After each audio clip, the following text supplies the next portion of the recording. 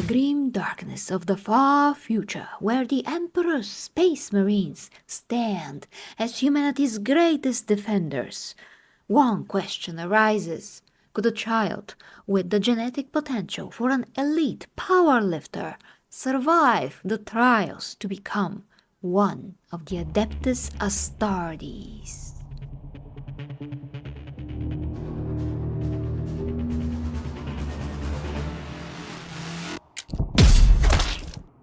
You look on the face of the Devourer.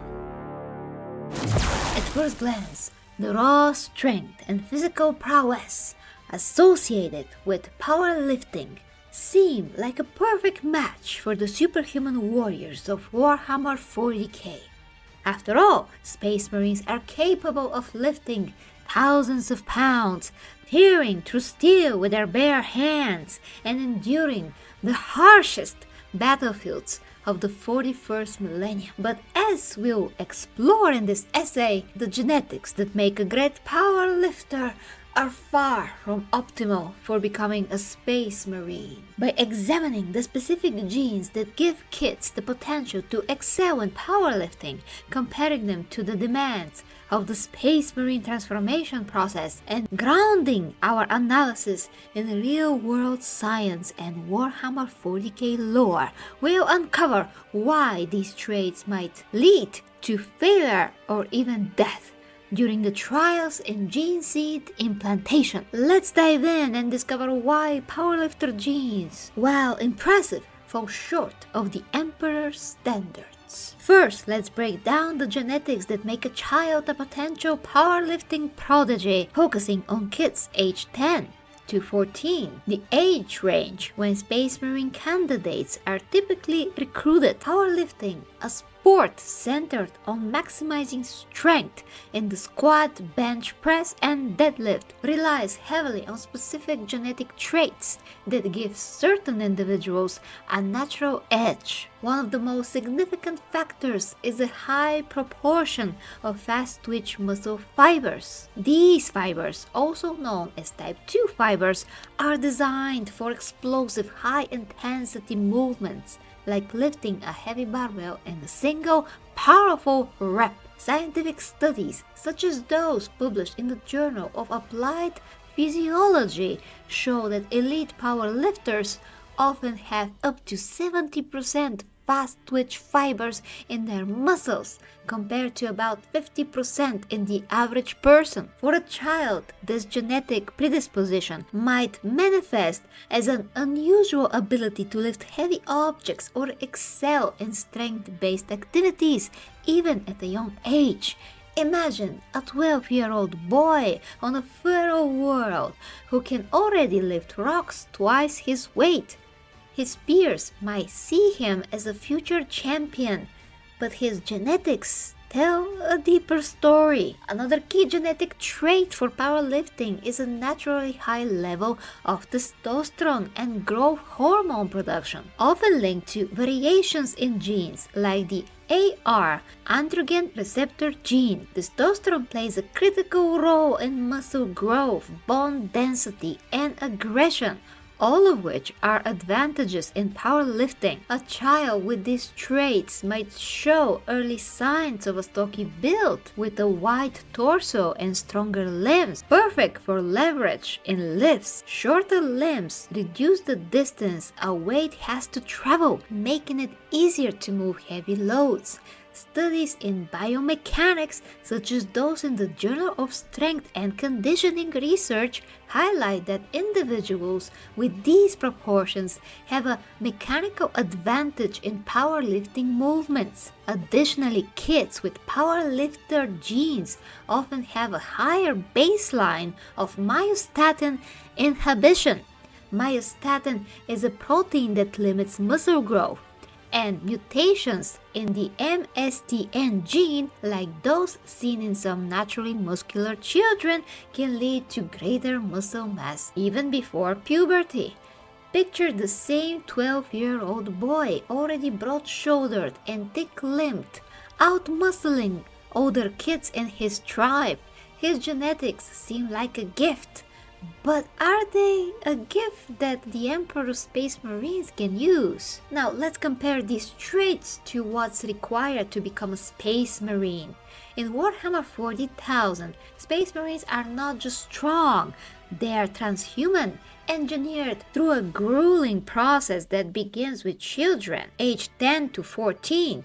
These candidates undergo the implantation of 19 specialized organs collectively known as the gene seed, which transform them into superhuman warriors. The Biscopia implant supercharges muscle growth, the Osmodula strengthens their bodies to be as tough as steel, and the Hemastamen boosts red blood cell production for better oxygen delivery. By the time the process is complete, a Space Marine stands over 7 feet tall, weighs around 500 pounds without armor, and can lift up to 2,700 kgs, about 6,000 pounds, according to the Death Watch RPG rulebook. But the transformation is deadly, with most candidates dying as their bodies reject the gene seed or fail under the strain. The survivors are those who can adapt to the extreme changes while maintaining a balance of strength, speed, endurance, and mental fortitude. Space Marines are often depicted as versatile warriors capable of excelling in a wide range of combat scenarios. In the novel Hell's Reach, the Black Templar Space Marine Grimaldus showcases this versatility by leading a charge against the Orc horde, climbing onto a moving tank to plant a melt bomb, and then sprinting to safety, all in the span of just a few short moments. This feat requires not just raw strength but also speed, agility, and endurance. Similarly, in the Emperor's Gift, a Grey Knight named Hyperion demonstrates transhuman speed and precision, dodging psychic attacks from a demon while striking with his Force sword. These examples highlight that Space Marines need more than just strength. They need to be fast, agile, and capable of sustained combat, often fighting for hours or even days without rest. In Fear to Tread, a Blood Angel apothecary named Meros trains by running with weights attached to his legs, simulating a marathon under extreme conditions, a testament to the endurance required for a Space Marine. So why aren't powerlifter genes optimal for this transformation? Let's start with the fast twitch muscle fibers that give powerlifting prodigies their edge. While these fibers are fantastic for explosive strength, they fatigue quickly, relying on anaerobic energy systems that burn out after a few seconds of intense effort. Space Marines, however, need the balance of fast twitch and slow twitch fibers. Slow twitch fibers, or type I fibers, are designed for endurance, using aerobic energy systems to sustain activity over long periods. Research in exercise physiology shows that elite endurance athletes, like marathon runners, have up to 80% slow twitch fibers, allowing them to maintain performance for hours. A Space Marine needs both. They must be able to lift a tank hatch, fast twitch, and then sprint across a battlefield for hours, slow twitch. A child with a predominance of fast twitch fibers, like our hypothetical powerlifting prodigy, might excel in the initial trials of strength during Space Marine recruitment, but they'd likely struggle in the endurance-based tests, such as running through a dead world's jungle while carrying a heavy gear. Next, let's consider the stocky build that often accompanies powerlifter genes. A wide torso and shorter limbs are great for lifting, but they can be a disadvantage in a dynamic movement. Shorter limbs mean a shorter stride length, which reduces running speed and efficiency. In biomechanics, stride length is a key factor in sprinting performance. Longer legs allow for greater ground coverage with each step, Space Marines are often described as transhumanly fast, with reaction times in milliseconds and the ability to sprint at speeds that terrify normal humans. In the fan-made series Astartes, Space Marines are shown moving with lightning speed, gunning down enemies while dodging attacks. A child with a stocky short limb build might struggle to achieve this level of speed even after the Space Marine transformation enhances their physique. Their body proportions, while advantageous for lifting, could limit their agility and make them a slower, easier target on the battlefield. Another issue is the hormonal profile associated with powerlifter genes.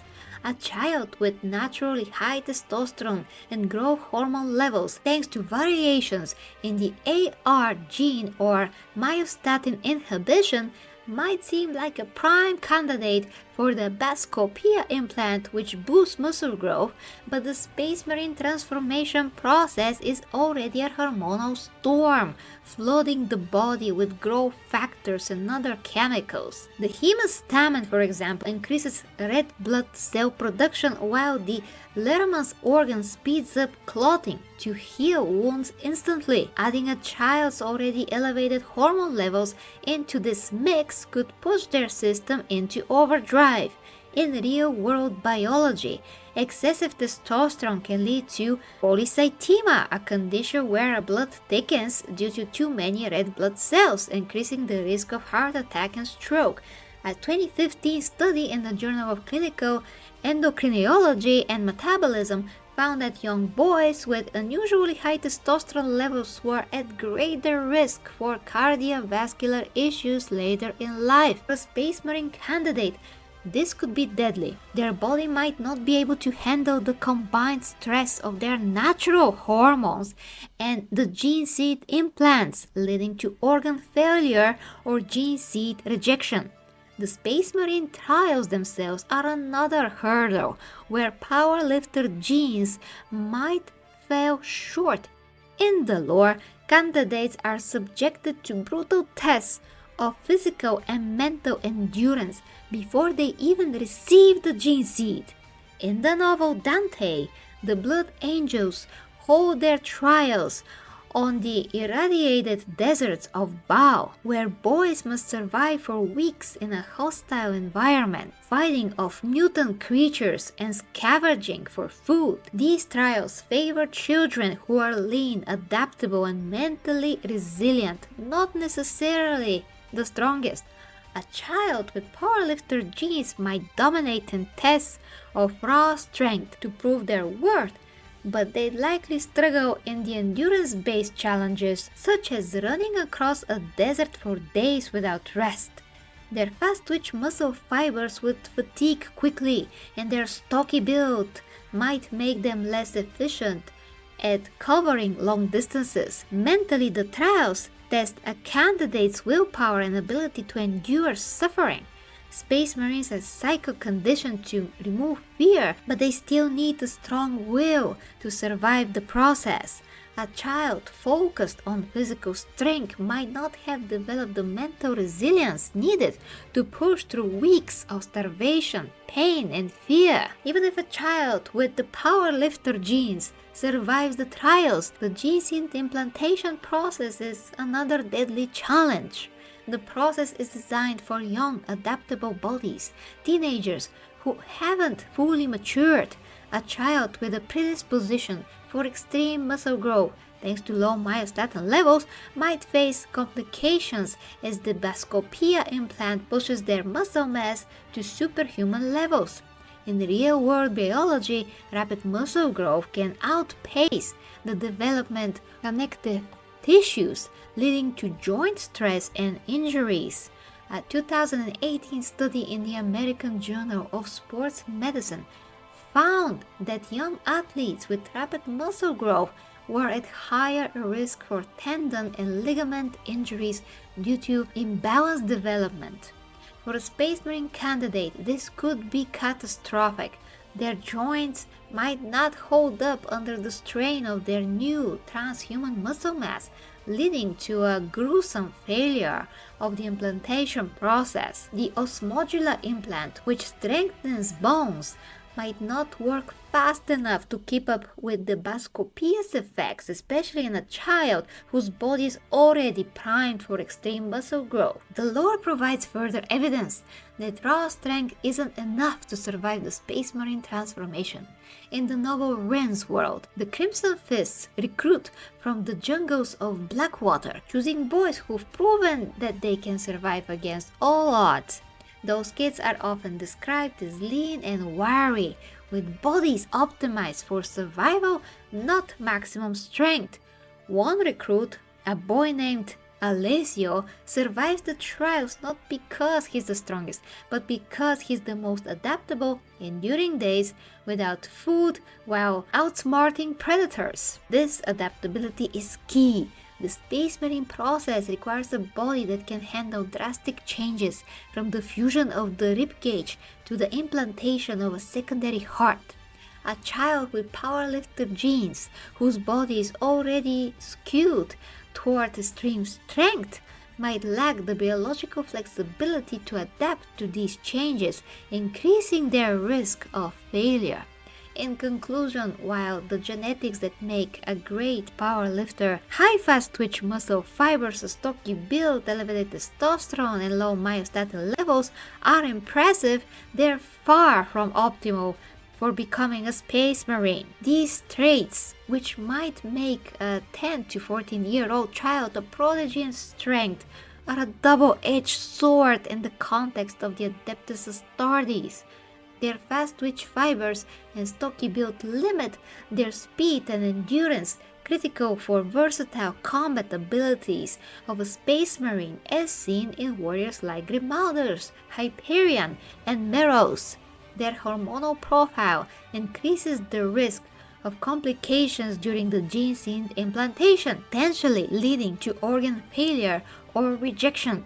The Space Marine trials, which test endurance and mental resilience, would expose their weaknesses, and the implantation process would push their bodies past their limits, with their joints and connective tissues unable to keep up with the rapid changes. To have powerlifter genes is not enough.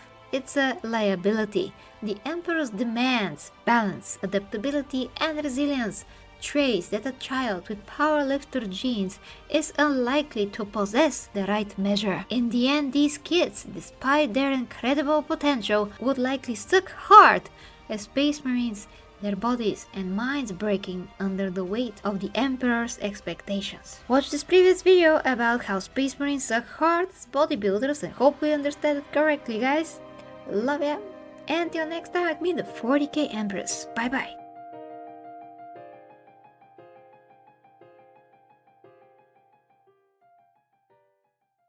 I am Grimaldus of the Black Templars and will cast your carcasses from these holy walls.